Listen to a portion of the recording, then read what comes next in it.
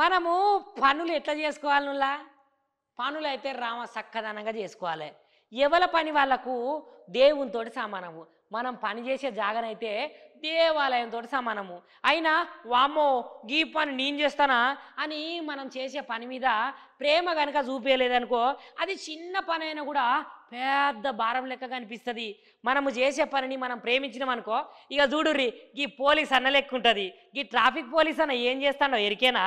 ఇక నేను చెప్పుడు కాదుల్లా ఓ పారి చూస్తే మీకే అర్థమవుతుంది.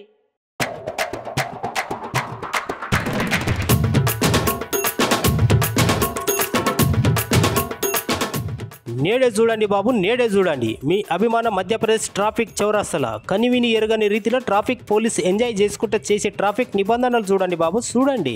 అరే గిన అసలు ముచ్చట చెప్పకుండా గింతగానం కోసమని అనుకుంటారు కదా. అసలు ముచ్చట చెప్తే మీ అందరికి మజా ఏముంటది. సరే సరే చెప్తున్నా ఇంకోరి ఓ పారి. అయితే మధ్యప్రదేశ్ రాష్ట్రంలో ఒక ట్రాఫిక్ పోలీస్ అన్న ట్రాఫిక్ ని ఎట్లా కంట్రోల్ చేస్తున్నాడు చూడుర్రి.